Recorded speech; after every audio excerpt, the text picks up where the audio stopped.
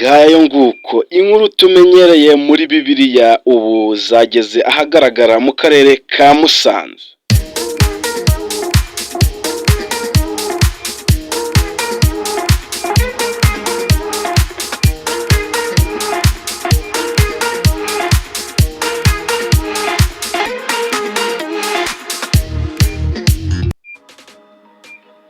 Ni nyuma y'uko inkuru ibashije kuba yavugwa cyane hano mu Rwanda, dore ko yabashije kuba yavugwa cyane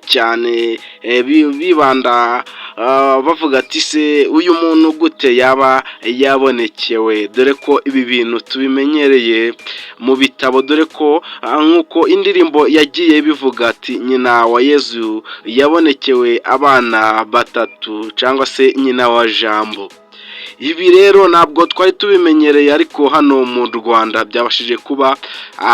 byavugwa ko hano i Musanze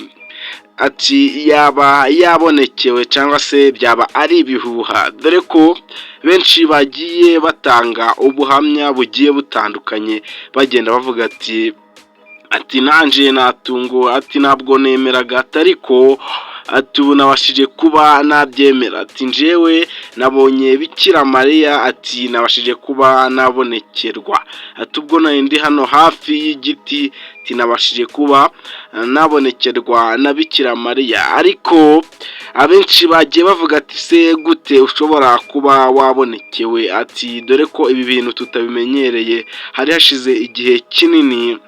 izi nkuru zibashijwe kuba zavugwa, ariko ubu babashije kuba bavuga ati izi nkuru se twazizera dute. Ariko nk'uko abenshi cyangwa se abaturage bamwe na bamwe babashije kuba batanga ubuhamya, bagiye bavuga ati hoya nibyo, ati ntabwo twabitindaho, ati ishusho ya Bikira Mariya na Yezu, ati njyewe nayibonye. Bari bamwe mu baturage bagiye babyemerera bagenda bavuga ati njyewe nabashije kuba nabona ishusho ya Bikira Mariya ndetse na Yezu, ati rero ati ubwo nanjye nabonekewe, dore ko ahenshi tumenyereye haba hazwi habonekewe abana batatu, dore ko muri Bibiliya naho birimo, ariko ubu ngubu tuvugana mu karere ka Musanze, dore ko bavuze ati kuri iryo poto niho Bikira Mariya na Yezu nabashije kuba nababonera, cyangwa se niho nabonekewe nawe, ati dore ko hari umutekano uteye ubwoba, dore ko hahise hahurura abantu benshi izo nkuru zikimarwa kuvuga, hahise haza abantu benshi cyane, bityo rero abashinzwe umutekano nabo babashije kuba bahasesekara, baravuga ati aha hantu tugomba kuhagera kugira ngo hatabasha kuba havamo ikindi kibazo tutiteze. Ariko bakomeje kuba baganiza bamwe mu bapadiri paruwasi ya Ruhengeri, babashije kuba babahamagara ku murongo wa telefone, barababaza ati se izi nkuru mwebwe bimeze bite, ati nimba mwahageze cyangwa se nk'uko mubizi, ati byaba bimeze bite, byaba ari byo cyangwa ntabwo ari byo. Reka twumve uko padiri yabashije kuba yavuga. Padiri nawe yavuze ati hoya ntabwo ari byo, yabashije kuba yabihakana, aravuga ati ntabwo ibyo bintu ari byo, ati ni inkuru z'ibinyoma. Babwira ko abenshi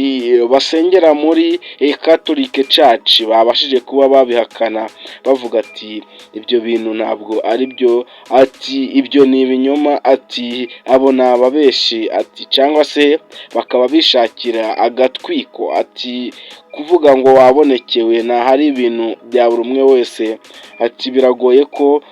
byapfa no kukugeraho, ati kubonekerwa ni ibintu bikaze cyangwa se bikomeye, ati rero kuvuga ngo wabonekewe ntabwo ari ibintu byoroshye habe namba. ariko abaturage bo bakomeje kuba bazamura kambaya bagenda bavuga ati twebwe ati twabonekewe, ati njyewe nabashije kuba nabona ukuntu babonekerwa cyangwa se nabyiboneye n'amaso yanjye, ati ubwo ishusho yaziye muri iriya poto cyangwa se muri kiriya giti kiri hariya mugenda mubona. Ariko rero abenshi cyangwa se abasengera muri katolike babashije kuba iya Bikira Mariya nayibonye n'iya Yesu, dore ko uri kubona ko hari huzuye imbaga nyamwinshi. Bamwe bagiye, abanyamakuru bamwe na bamwe bagiye begera abashinzwe kuba bahagarariye amadini, bagenda bababaza ati se ibi bintu mwebwe murabyumva ute, ati ibi bintu byaba ari byo, dore ko bamwe bagiye bavuga ati ibyo bintu ni ibinyoma, ati mwirinde ko bababesha, ati ahubwo mubyamaganire kure, dore ko bisenya nta kigenda cyabyo, ahubwo ari ukubabesha gusa. Rero nshuti twakomeje kubona muri iki kiganiro, mwutsa ko nimba utarakora subscribe yikore kugira ngo ibindi biganiro byiza tuza tubagezaho bize bageraho ku gihe. Mwari kumwe na Benjamin, ndabashimiye, Imana ibarinde, ndabakunda cyane, ciao ciao.